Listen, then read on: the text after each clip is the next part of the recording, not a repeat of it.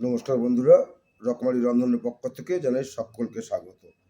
আজ আমি বানাবো হচ্ছে ফুলকপির কোরমা বানাবো। এটা সকলেই জানেন অত্যন্ত সুস্বাদু একটা খাবার এবং এই কোরমাটা শীতকালে ফুলকপিতে কিন্তু ভালো হয়। অসময়ে ফুলকপিগুলোতে অতটা টাইট থাকে না। তাই দেখুন এরকম টাইট ধরনের ফুলকপিগুলো নেবেন। দেখুন কতটা টাইট ফুলকপিগুলো নিয়েছি। নিয়ে বোটাটা কিন্তু একদম বোটা কিন্তু রাখবেন না। বোটাটা কিন্তু কেটে বাদ দিয়ে দেবেন। যতটা সম্ভব বোটা না রাখার চেষ্টা করবেন। দেখুন এই প্রত্যেকটা বোটা কিন্তু একেবারেই রাখিনি বলতে গেলে। এই দেখুন বোটাগুলো কিন্তু একেবারেই রাখিনি। এই ধরনের ভাবে রেখে যেটা করতে হবে জিনিসটা আমার একটুখানি ভাপিয়ে নিতে হবে। কারণ কোরমা তো আমাদের লাল রং তো হবে না কোরমা, সাদা রংটাই হবে। তাই যদি বেশিক্ষণ ভাজা যায় ফুলকপিটা তো আমাদের লালচে রং ধরে যাবে একটা। ভাজা তো অবশ্যই হবে। তাই জন্য এটাকে আমি একটু গরম জলে সামান্য মিনিট ২-৩ এর মতো ভাপিয়ে নেব। তাতে করে ভেতরে গন্ধটা বেরিয়ে যাবে আর একটু নরম ভাবটা হবে।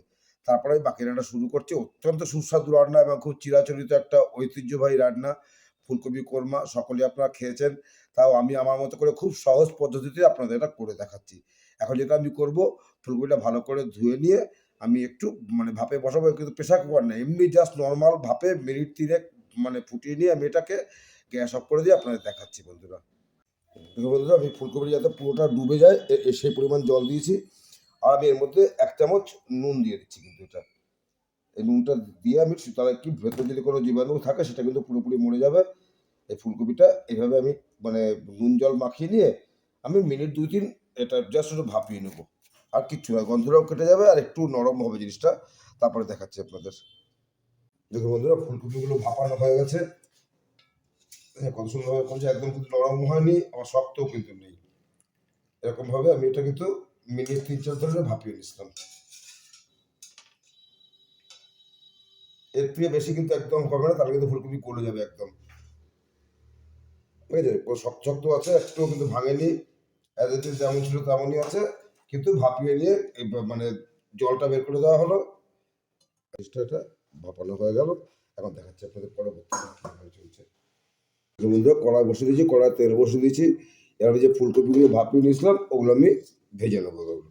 বেশি লাল করে কড়া করে কিন্তু ভাজবো না। আর কোরমা তো মোটামুটি মানে লাল তো হয় না, সাদা টাইপের হয়। সেই জন্য তাকে আমি বেশি লাল করে কিন্তু ভাজবো না। যার কারণে আমি সিদ্ধ করে আরও কারণ আছে। অনেক সময় ফুলকপির মধ্যে পোকা থাকে বা অনেক রকম থাকে, তো ওই জন্য সিদ্ধ করে নেওয়া। তারপর অনেকে ফুলকপি খেলে হজম হয় না, গ্যাস হয়। সেটা যাতে না হয় তাই জন্য ফুলকপিকে আমি একটু গরম জলে ভাপিয়ে দিচ্ছিলাম, এইটাই কারণ। এটা এক্ষুনি মিনিট ২-৩ করে ভাজলে আমি ২ সেট করে ভেজে নিচ্ছি। দেখুন আমি ফুলকপির মধ্যে একটু নুন ছিটিয়ে দিই, সামান্য একটু নুন ছিটিয়ে দিচ্ছি কিন্তু। তাহলে তার মধ্যে নুনটা ঢুকবে। রান্না তো নুন আমি দেবই, কিন্তু একটুখানি নুন আমি ছিটিয়ে দিলাম। গরম মশলা ফোড়ন দেবো। আমাদের দারচিনি দিলাম, শুকনো লঙ্কা ভেঙে দিয়ে একটা শুকনো ছিঁড়ে ৩ টুকরো করে যেটা, গ্যাসটা কমিয়ে দিচ্ছি। আর এই যে দুটো ছোট এলাচ দিয়েছি, দুটো লবঙ্গ দিয়েছি, জিরে দিলাম আর মরিচ দিলাম,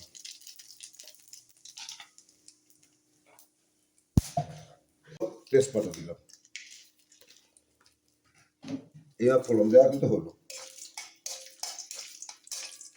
কস্তুরি মেথিটা দিয়ে দেবেন, সুন্দর একটা গন্ধ বেরোবে কস্তুরি মেথি দেওয়া মাত্র একটা। এই যে কস্তুরি মেথিটা আমি এর সঙ্গে তেলের মধ্যে দিয়ে দিলাম, অল্প, বেশি না। অপূর্ব গন্ধ বেরিয়ে গেল, দেওয়া মাত্রই সুন্দর একটা গন্ধ হয়ে গেল। টক মধ্যে ১ চামচ করে ধনে গুঁড়ো, জিরে গুঁড়ো আর কাশ্মীরি লঙ্কা গুঁড়ো দিয়ে দিয়েছিলাম কিন্তু। গোলমরিচ গুঁড়ো দিচ্ছি। গোলমরিচটা ঝালটা যে যেমন খাবেন, কোরমায় তো বেশি ঝাল হয় না, তাই ঝালটা যে যেরকম খাবে সেইভাবে দেবেন কিন্তু এটা। এই যে একটু গোলমরিচ গুঁড়ো দিলাম, ব্যাস। আর কিচ্ছু না। এটা দিয়ে ভালো করে আমি দইটার সঙ্গে এটা মেখে নেব। নিরামিষ কোরমা তো এইভাবেই করবো এটা।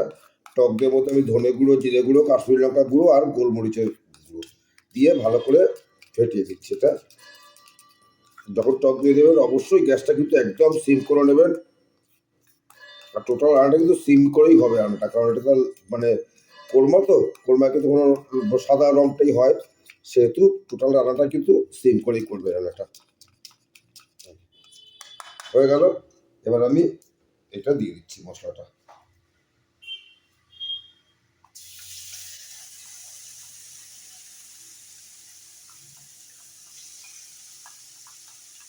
খুব সুন্দর খেতে, অসম্ভব ভালো খেতে। বন্ধুরা অবশ্যই করে করবেন। এবার আমি এটা নাড়তে থাকবো।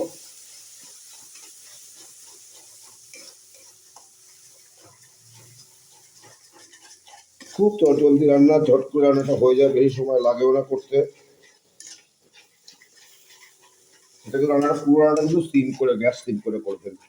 একদম গ্যাস বাড়ানো যাবে না, তাহলে কিন্তু লালচে রং হয়ে যাবে, মশলা পুরো একটা ভাব চলে আসবে। এই মশলা ভাজা হয়ে গেছে, দেখুন তেল ছেড়ে দিয়েছে। এবার যেটা করবো, এই এর মধ্যে করে কাজু বাদাম আর পোস্ত আমি দুধ দিয়ে বেটে রেখেছিলাম। যেখানে 15-20টা কাজু বাদাম নিয়েছি আর 2 চামচ পোস্ত নিয়েছি, তার সঙ্গে দুধ দিয়ে বেটে নিয়েছি।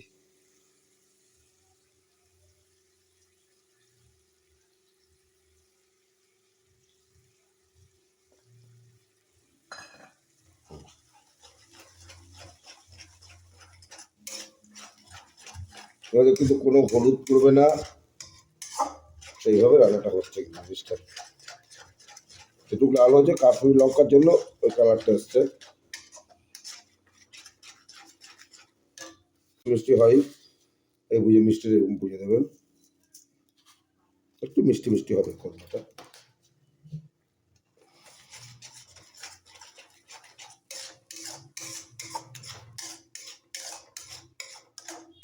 ওর মধ্যে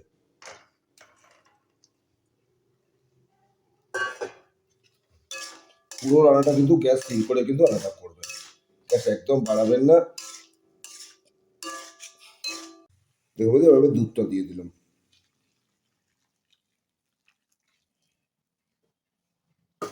এবার আপনার গ্রেভিটা যে যেমন খাবেন সে সেইভাবে করবেন। কত অসম্ভব ভালো গন্ধ বেরিয়েছে, কি সুন্দর রং হয়েছে জিনিসটা। দেখুন বন্ধু, আমি আন্দাজ মতো নুন দিয়ে দিচ্ছি।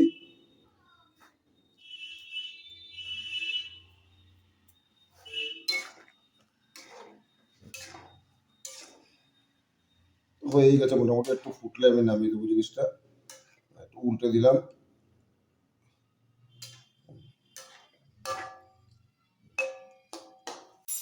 সেট হোক, এর সঙ্গে মশলার সঙ্গে কপিটা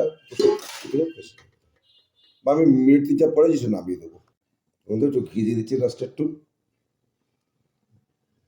এটা আন্দাজের মধ্যে কতটা আপনার ঘি নিতে দেবেন।